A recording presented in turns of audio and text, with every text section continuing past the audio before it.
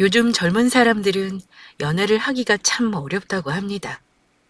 먹고 살기가 빠듯한 것도 있겠지만 마음의 여유가 예전에 비해 훨씬 없기 때문인 것 같아요. 저희 때만 하더라도 연인들이 포장마차에서 함께 소주 한 잔을 하거나 헤어지는 것이 아쉬워 집 앞까지 데려다 주는 경우가 많았죠. 30대 후반에 접어든 저 역시 어렸을 땐 남들 못지않게 많은 연애를 했지만 운이 나빴던 건지 제가 사람 보는 눈이 없었던 건지 남편과 사는 게 참 힘들더라고요. 결국은 결혼한 지 3년도 안 돼서 이혼을 하고 지금은 사랑하는 부모님과 자유롭게 살고 있는데요. 돈에 눈이 멀어 와이프를 버린 남자, 한심한 마마보이와 인연을 끄는 저의 이야기를 지금부터 시작하겠습니다. 많은 분들이 부모가 되면 자식이 가난한 집보다는 그래도 조금이라도 여유가 있는 집안과 결혼했으면 하는 마음이 생기는 것 같습니다. 저희 부모님 역시 그러셨거든요.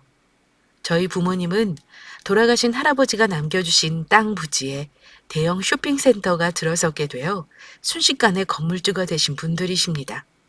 사실 이렇게까지 되면 어느 정도는 제 아무리 부지런한 사람도 긴장을 풀고 여유롭게 살 법한데 저희 부모님은 그러지 않으셨어요. 월세를 받으면서도 부모님은 20년 동안 손에 익은 과일 가게를 계속 이어나가셨죠. 혜수야, 혜수야! 아침인데 일어나야지. 얼른 세수하고 나가서 아빠 과일 정리하는 것 좀 도와드려. 아니, 엄마. 가게 문 좀 천천히 열면 되지. 누가 요즘 이렇게 아침부터 가게 문을 열어. 우리도 좀 쉬엄쉬엄 하면 안 돼? 혜수야, 사람이란 게 부지런한 게 몸에 배면 어떤 상황에서도 긍정적으로 살 수 있지만 한번 게을러지면 한없이 게을러져. 그러다가 한순간에 망하는 거야.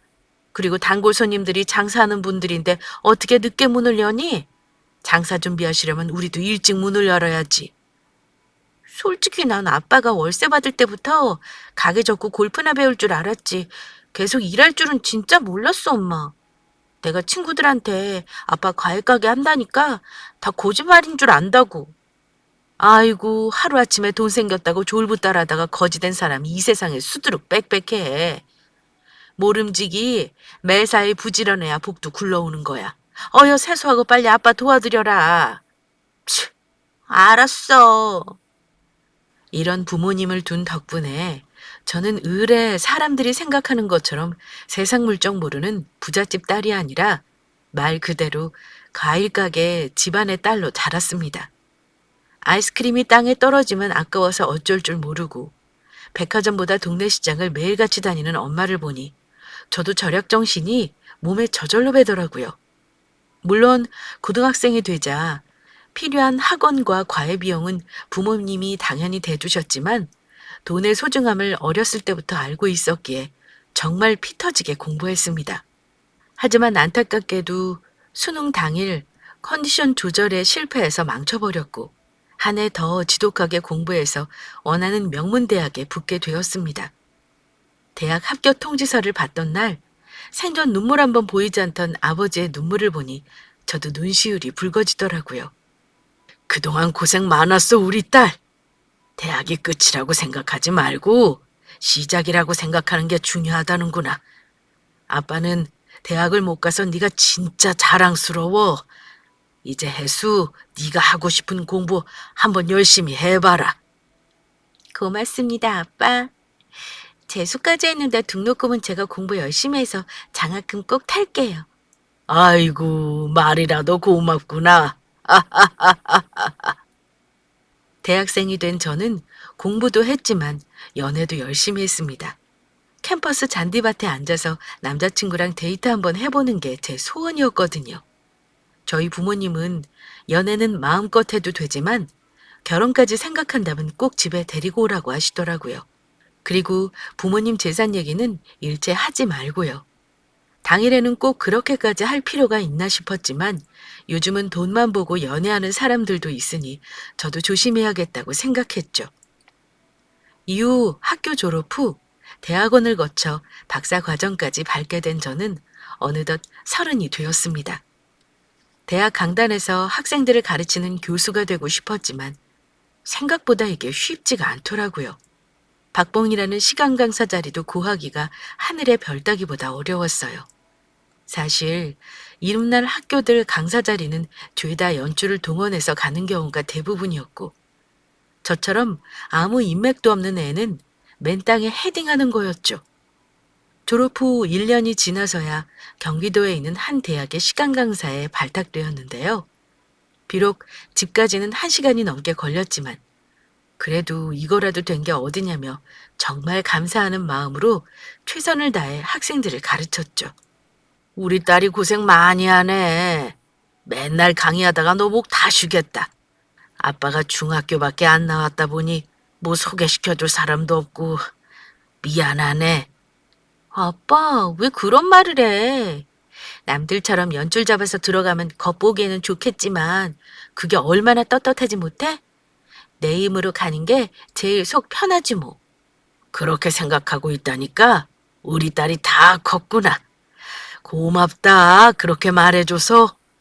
당연한 거지 뭐 고맙기는.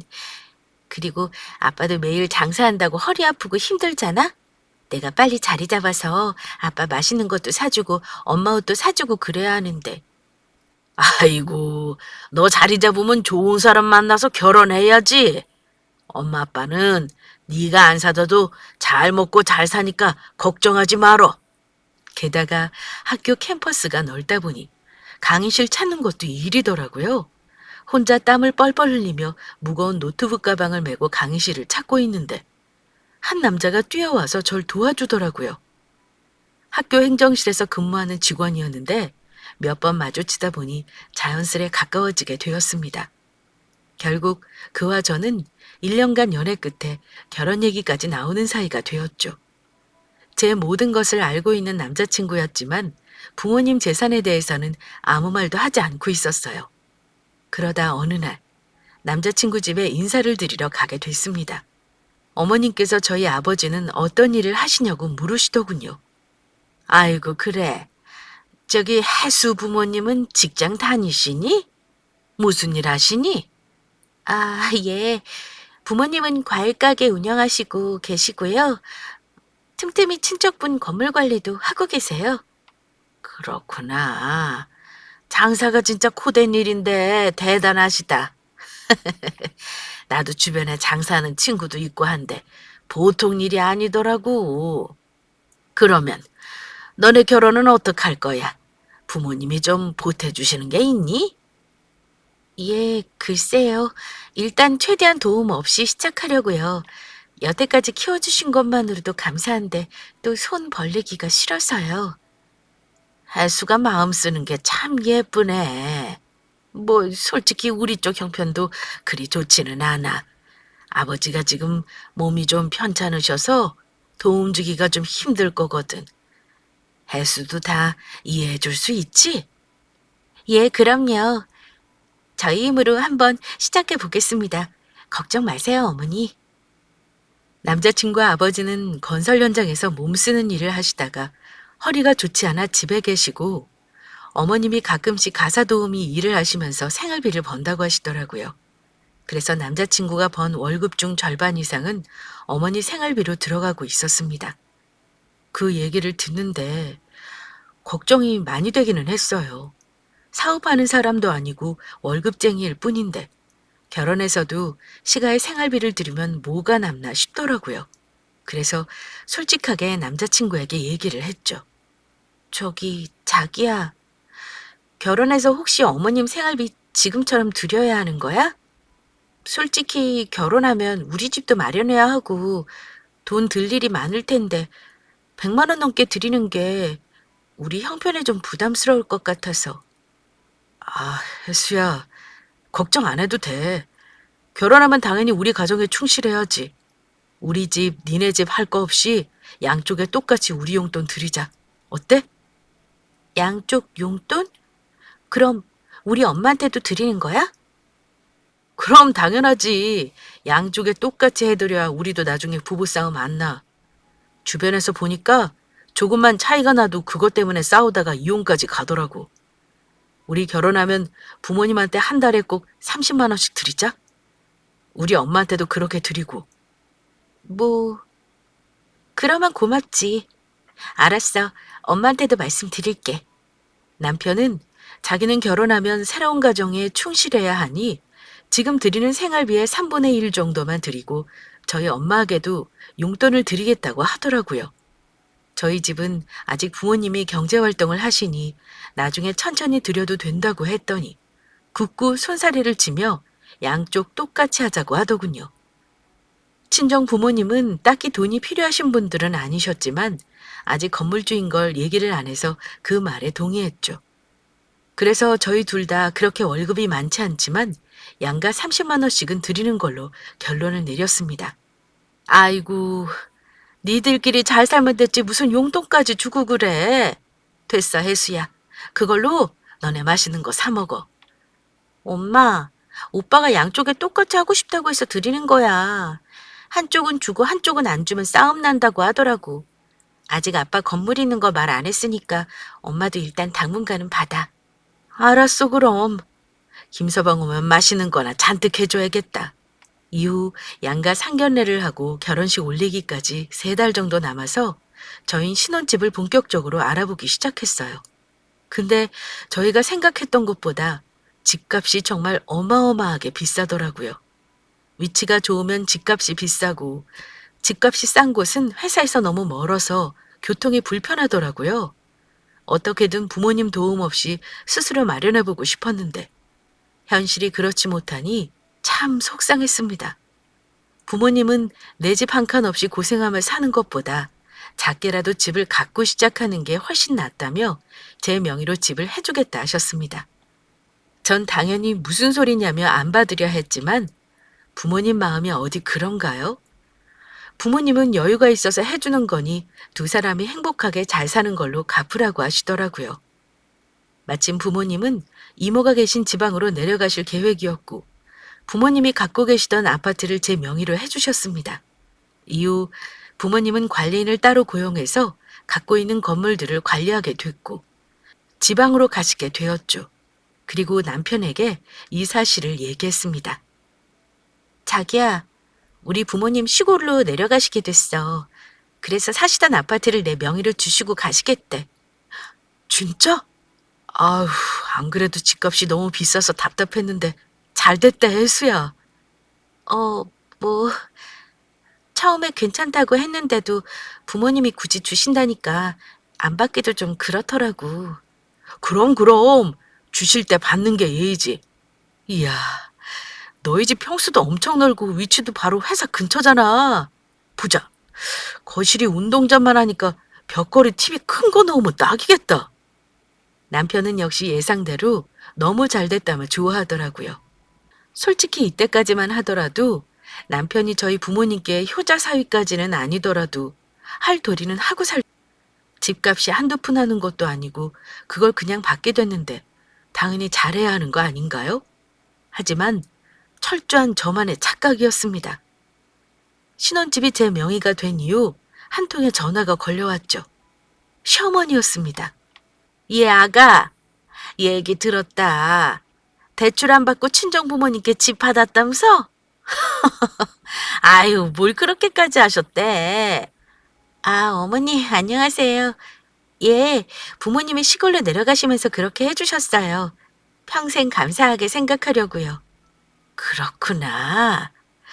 신혼집에 들어가는 도배랑 장판은 내가 좀 해주고 싶은데 괜찮으면 만나서 한번 골라보는 게 어떨까? 나는 옛날 사람이라 디자인 고르는 게 영 너랑 다를 것 같아서. 정말요? 예, 그래 주시면 너무 감사하죠. 그러면 제가 내일 어머님 계신 곳으로 갈게요. 제 차 타고 인테리어 업체 같이 가요, 어머님.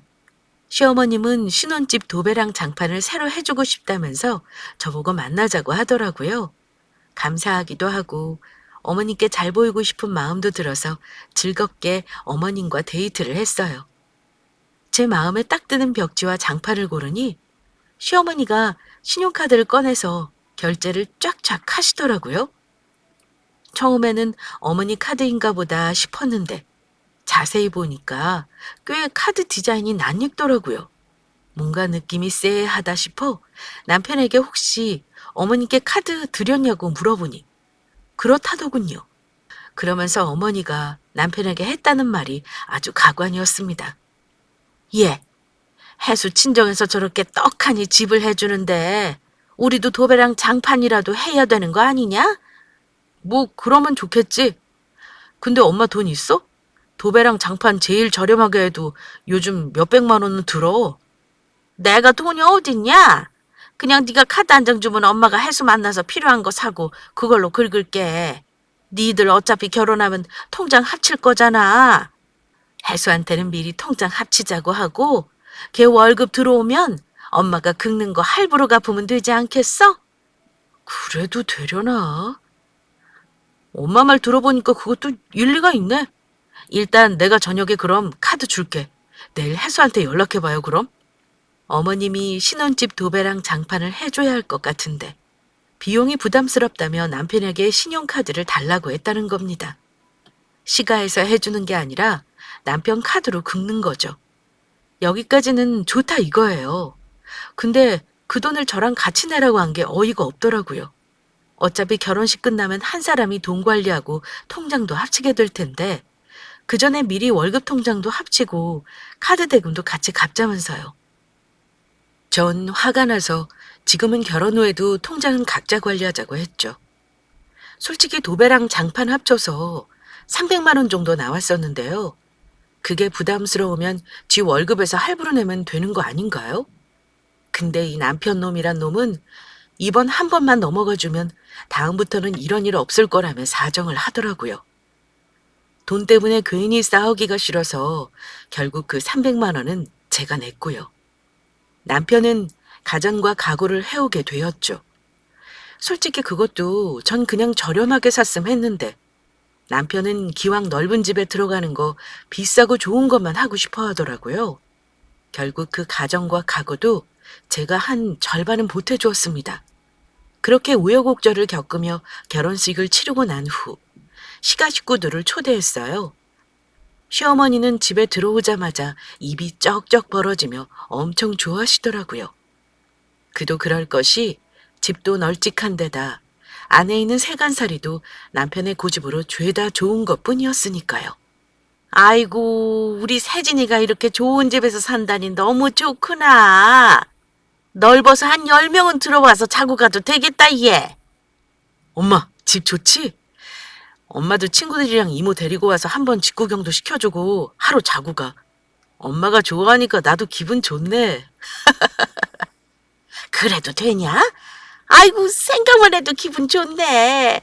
그럼 엄마가 이모들 데리고 한번 놀러 올게. 아, 어머니. 죄송한데 저희가 결혼 준비한다고 그동안 피로가 좀 쌓여서요. 당분간은 저희끼리 시간 좀 갖고 나서 이모님들 초대했으면 해요. 게다가 도배한 지 얼마 안 돼서 아직 냄새도 좀 나고요. 에이, 시간은 무슨 시간. 우리 둘만 있으면 TV나 보지 뭐. 그냥 오시게 하자. 엄마, 이모들 데려와. 그럼 엄마가 이모랑 통하고 날짜 알려줄게. 혜수야, 우리 아들 말에 너무 서운해하지 마. 얘가 지고집이 좀 센데 시간 지나면 익숙해질 거야.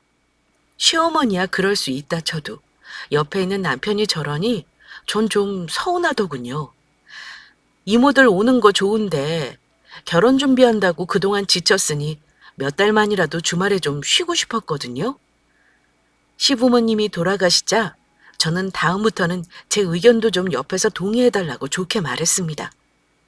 남편은 이모들 오는 게 그렇게 싫으냐며 저를 나쁜 사람 취급하더군요.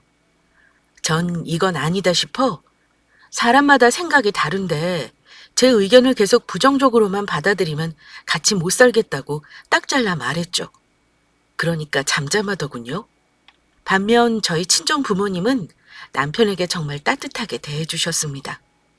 혹시라도 아무것도 안 해온 사이가 주눅들까봐 행동 하나에도 잘했다, 고맙다며 칭찬을 듬뿍듬뿍 하셨죠.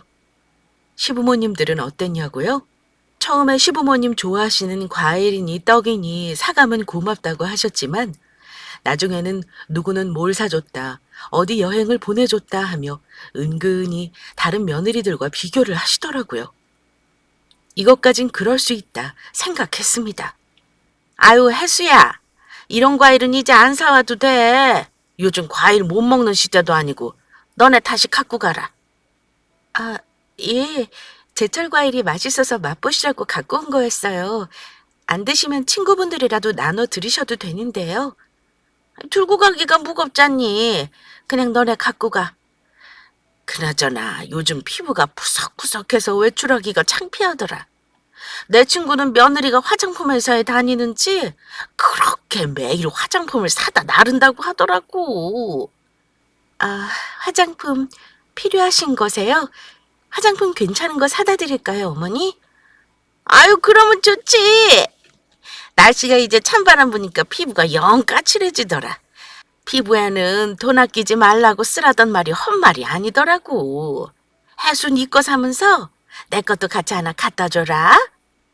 게다가 제가 대학에서 학생들을 가르치고 있다고 하니 처음에는 교수 며느리인 줄 아셨나 봅니다. 그런데 나중에 시간 강사라고 말씀드리니까 얼굴에 실망이 가득하시더라고요. 이럴 줄 알았으면 결혼식에 사람들도 조금만 부르는 건데 교수 며느리라고 말해놔서 만신당하게 생겼다는 얘기까지 하시더라고요. 며느리 앞전에서 할 말은 아니다 싶어 처음부터 교수로 올라가는 경우도 없고 대부분 강사부터 출발해서 올라가니까 실망하지 마시라고 잘 말씀드렸죠. 나는 혜수 네가 학생들을 가르친다니까 당연히 교수님인 줄 알았지. 강사인 줄은 몰랐다 얘. 그동안 내 친구들한테 며느리가 교수라고 말해놨는데 거짓말쟁이가 되게 생겼어. 어머니, 제가 분명히 결혼 전에 강사라고 남편한테 얘기했었는데 잘 못 들으셨나 봐요. 그리고 강사부터 시작해서 차근차근 올라가야 교수 임용까지 되는 거예요. 처음부터 바로 교수가 되는 경우는 잘 없어요. 제가 지금 열심히 가르치고 있으니까 교수 임용되면 제일 먼저 어머니한테 전화 드릴게요. 그래? 내가 그럼 들었는데 까먹었나 보네. 겨우 어머님을 달래고 한숨을 돌리려는데 남편이 갑자기 짜증 섞인 목소리로 언성을 높이더군요. 아니, 어디서 시어머니가 얘기하는데 되받아쳐? 어른이 말씀하시면 예 죄송합니다 하면 끝날 걸 가지고. 뭐? 무슨 말이야? 얘기를 되받아친 게 아니라 설명해드린 거지. 자기 내 얘기 듣고 있었던 거 아니야? 어디서 자다 왔어? 아니, 그래도 어른이 말씀하시면 고분고분 대답을 해야지. 그렇게 따박따박 할 말 다 하면 버릇 없어 보여. 다음부터 그러지 마. 알겠어? 집에 가서 얘기하자. 어머니, 저희 먼저 갈게요. 아니, 야, 밥 먹고 가야지. 그렇게 집에 가고 싶으면 너 먼저 가. 밥 먹고 설거지 안 하려고 지금 수쓰는 거야? 뭐? 아니, 무슨 어른들 앞에서 이게 무슨 짓이야. 나 집에 갈 테니까 자기 알아서 해. 시부모님 신호까지 있는 데서 남편이 저렇게 말하니 저는 뒤통수를 한 대 맞은 느낌이더라고요. 버릇없다고 생각한다는 말을 듣는 순간 솔직히 푹하고 웃음이 나오려는 걸 억지로 참았어요. 저희 친정에서 남편은 하고 싶은 말을 다 하는 편이거든요. 제가 오히려 부모님 눈치를 보고요. 게다가 사실 시부모님은 그렇게 옛날 분들도 아니고 아직 환갑도 안 되셨거든요. 그날 저녁 전 남편에게 솔직하게 말했습니다. 당신이 원하는 대로 순종적으로만 대답하지 못한다고 말이죠. 나 당신이 바라는 것처럼 시부모님께 무조건 예예하는 거 못해. 내 판단이 아니라고 생각되면 아니라고 말할 거야. 아니, 뭐 내가 짜증 좀 부린 거 가지고 그렇게 삐져 있어? 결혼했는데 며느리가 안 간다는 건 말이 안 되지. 자기 그렇게 안 봤는데 결혼하고 참 이기적이다. 내가 이기적이야? 갈 때마다 과일에 선물 사다 드려 음식해서 친척들 다 초대해. 교수 아니라고 저리 난리치시는 거 겨우 잘 얘기했더니 내가 되바라지다고 어른들 앞에서 큰소리친 당신이 아니고? 나는 우리 엄마가 서운할까 봐 엄마 편에서 말한 거지. 그 잠깐 숙이는 걸 당신이 한 번을 못 참고 따박따박 말하니까 이렇게 된 거 아니야? 그래? 알았어. 내가 내 의견 말한 게 그토록 버릇없어 보이면 앞으로 당신 집에는 안 갈게. 혼자 가. 아니, 요즘 세상에 자식도 부모 말을 잘 안 따르는데 피 한 방울 안 섞인 며느리가 순종하는 사람이 어딨답니까? 제가 따박따박 시어른 말씀에 답하는 게 불편하면 저는 안 가겠다고 했죠. 남편은 알겠다며 본인만 시가에 다녀오는 경우가 많아졌고 전 차라리 잘 됐다 싶었습니다. 그러던 어느 날 사건이 터졌습니다. 남편이 저리 효자여도 돈 문제만큼은 절 속이지 않을 줄 알았는데 제 뒤로 몰래 돈을 빼돌리고 있었던 겁니다. 결혼 후 1년이 지나자 새 통장을 만들기 위해 은행에 갔다가 내친 김에 통장 정리까지 했는데요. 남편의 통장을 본 전 깜짝 놀랐습니다. 결혼 후부터 지금까지 시어머니께 매달 100만 원씩 꼬박꼬박 붙이고 있었더라고요. 더 많이 붙인 달도 있었고요. 아니, 결혼하면 장모님께 용돈 꼭 드리겠다면서 30만 원 드리는 것 같고 있는 생색 없는 생색 다 내는 사람이 시댁에는 100만 원씩 몰래 드리고 있었던 겁니다. 전 황당해서 그날 저녁 남편에게 이야기했습니다. 결혼 전에 양쪽 집에 똑같이 돈 드리기로 했으면서 왜 절 속이고 100만 원씩 드렸냐고요. 돈 액수도 액수지만 저에게 그동안 거짓말을 해왔다는 자체가 정말 기분이 나쁘더라고요. 자기야, 오늘 통장 내역을 보니까 좀 이상하더라? 아니, 결혼 전에 양쪽에 똑같이 드리기로 하고는 왜 우리 엄마한테는 30만 원 드리고 어머님한테는 100만 원씩 보내? 보니까 더 많이 드린 달도 있던데? 참, 내 월급이 해수 너보다 많으니까 더 드릴 수 있는 거 아니야? 우리 아버지 지금 일 못하셔서 어머니가 가사 도우미해서 버시는 게 전부야. 상황이 이런데 자식인 내가 당연히 드릴 수 있는 거 아니냐? 그리고 장인어른 아직 일 하시니까 우리 엄마보다 형편 나은 건 맞잖아. 아니, 아무리 그래도 그렇지. 나까지 속여가면서 그렇게 돈 드리는 건 아니지 않아? 우리 부모님이 집까지 해주셨으면 인간적으로 나한테는 솔직하게 말했어야지. 그놈의 집 해온 거 가지고 되게 유난이네 진짜. 아버지 허리 나으실 때까지 어머니 생활비는 내가 지금처럼 드릴 거야. 우리 집도 있으니까 크게 돈 드릴 일도 없잖아. 그래, 알았어. 그럼 각자 돈 관리해. 나 자기 부모님한테 얼마를 주든 신경 끌 테니까 자기도 우리 집에 얼마 주든 신경 꺼. 뭐라고? 안 되지. 네가 나보다 돈을 적게 버는데 용돈을 30만 원 넘게 드리겠다고? 그건 안 되지. 내가 차라리 잘 모았다가 부모님 편찮으실 때 쓸 테니까 해수 네 월급 나한테 줘. 내가 매달 30만 원씩 장모님한테 보내고 너한테 용돈 줄게. 결혼하고 보자 하니까 자기 제정신이 아니구나. 자기 부모한테 쓰는 100만 원은 안 아깝고 장모한테 30 넘게 주는 건 안 된다? 무슨 이런 망나니 같은 사위가 다 있어? 오늘부터 너 이 집에서 살 생각하지 마. 당장 나가! 전 남편이 사실을 인정하고 미안하다고 이야기한다면 진짜 웬만하면 넘어가려 했습니다. 시부모님이 건강 때문에 경제활동을 못하시니 자식된 입장에서 당연히 돈 드리고 싶겠죠. 근데 이 인간은 자기가 뭘 잘못했는지 모르겠다며 적반하장으로 나오더라고요. 자기가 저보다 돈을 많이 버는데 부모님께 돈 좀 드리는 게 그렇게 곶감냐는 겁니다. 그러면서 제 친정 부모님은 아직 일을 하시는데 그 정도 용돈도 솔직히 많이 드리는 거라고 하더라고요. 100만 원은 안 아깝고 30만 원은 아깝다니. 이게 무슨 개 같은 상황이랍니까? 게다가 저희가 다툰 후에도 상황은 좀처럼 나아지지 않았습니다. 이런 일 한 번만 더 있으면 이혼이라고 제가 큰 소리 친 후 제가 친정에 과일 한 봉지라도 하나 사가면 신랑은 다음날 백화점에서 최고급 과일 바구니를 시가에 사들고 가더라고요. 게다가 시가에 있는 안마 의자며 소파, 컴퓨터, 돌침대까지 남편이 결혼 후 카드 할부를 하며 몽땅 사준 거였습니다. 힘들게 돈 벌어 내 집 마련은 못할 망정 자기 부모님 물건 사드리는데 돈을 족족 쏟고 있었던 겁니다. 한두 번이 아니라 그것도 수시로요. 무척 허무하더라고요. 무슨 사업을 해서 떼돈을 버는 것도 아니고 꼴랑 한 달에 300만 원 남짓 받는 돈을 이렇게 쓰고 있으니 당연히 돈은 모을 수 없었죠. 이 정도면 효자가 아니라 멀쩡한 가정 파탄내는 가정 파탄범 수준이라고 생각했습니다. 그 일이 있은 후 남편에게 자초지정을 들은 시어머니가 제게 전화를 하더군요. 그런데 미안하다는 말은커녕 저에게 전화를 해서 제 통장을 맡기라고 하더라고요. 자기가 투자를 생각하고 있는 곳이 있는데 돈이 조금 모자라니 제 돈을 투자해서 2배 이상은 불려 돌려주겠다고요. 예, 혜수야. 너 혹시 돈 좀 있니? 아, 돈이요?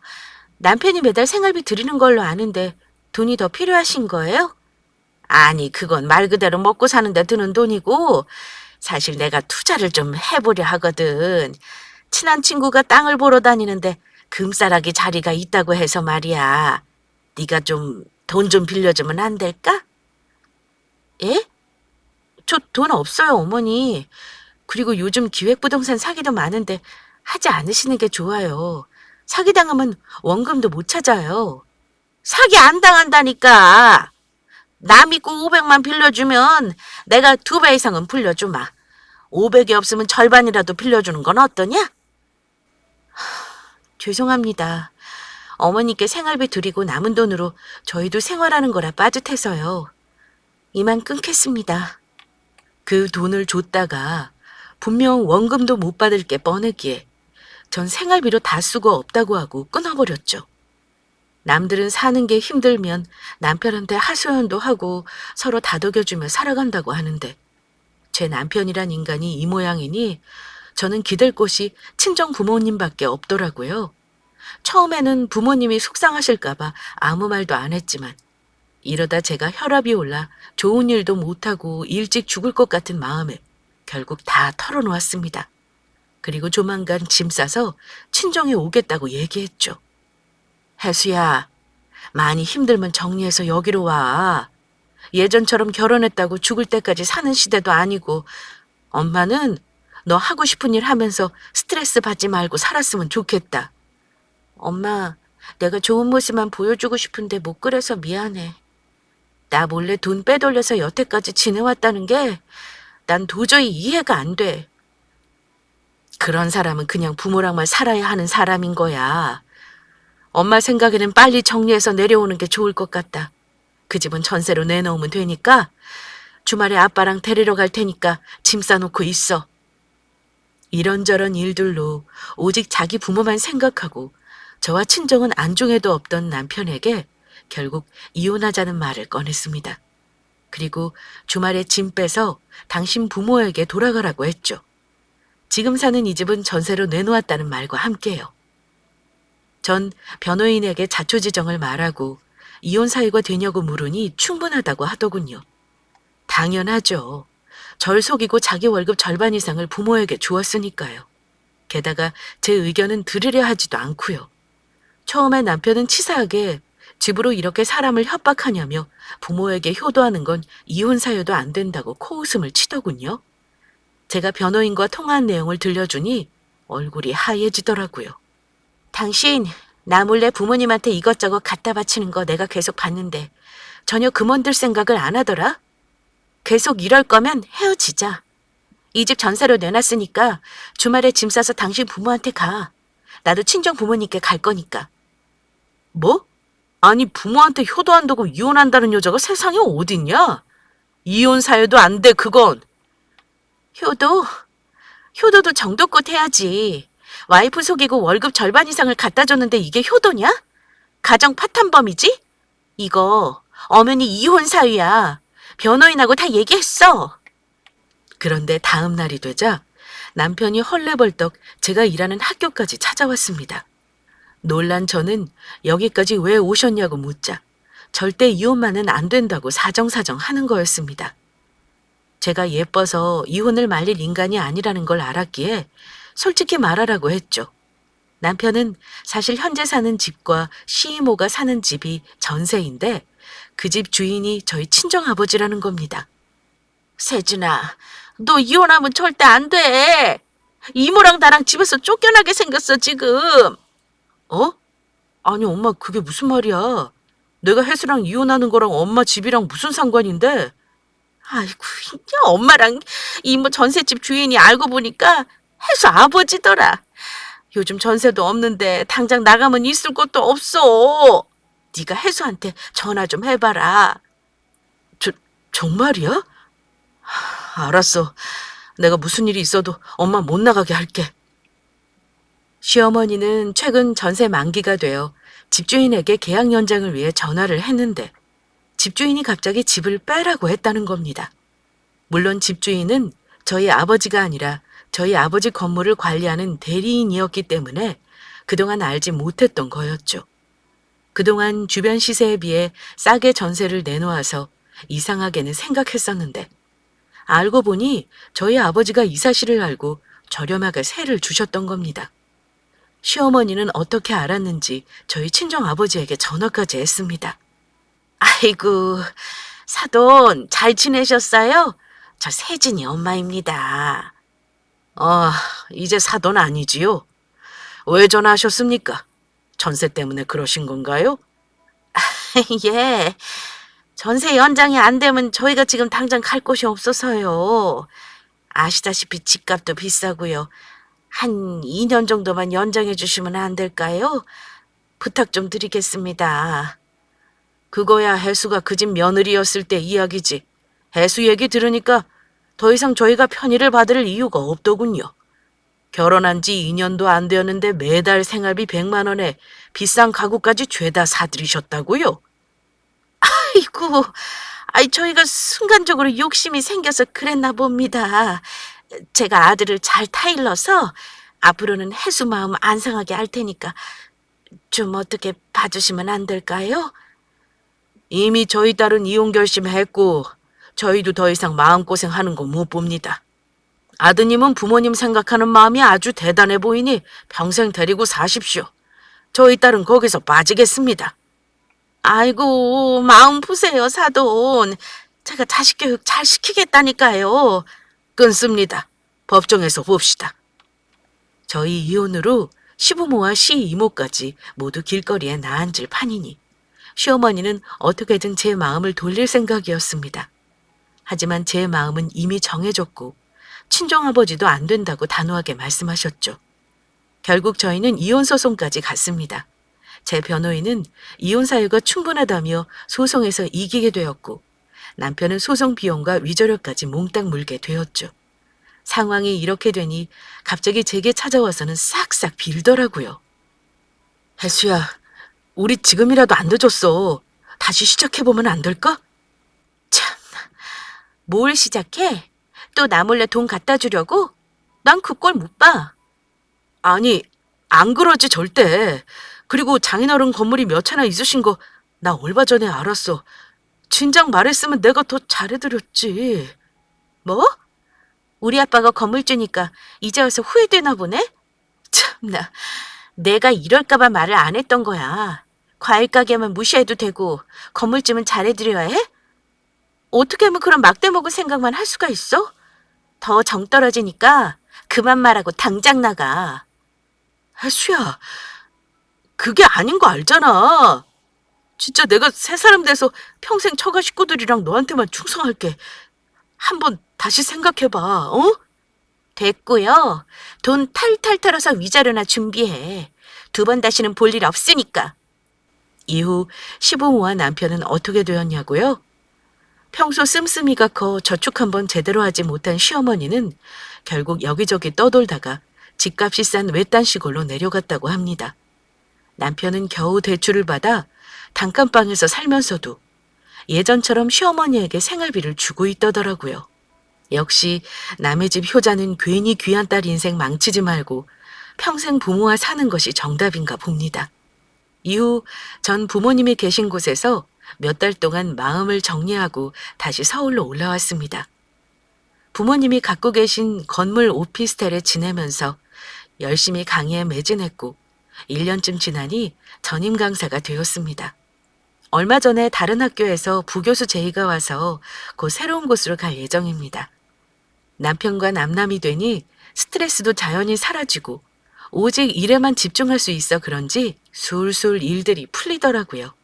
사실 제 주변에는 결혼을 해서 행복하게 잘 사는 친구들도 있지만 남편이나 아내의 지나친 효도로 갈등을 겪는 친구들도 많습니다. 이혼이 정답은 아니겠지만 새로운 가정에 집중하지 않고 본인 부모만 끔찍이 위한다면 배우자를 위해서라도 하루빨리 헤어지는 것이 최선이 아닐까요? 긴 사연 들어주셔서 감사합니다.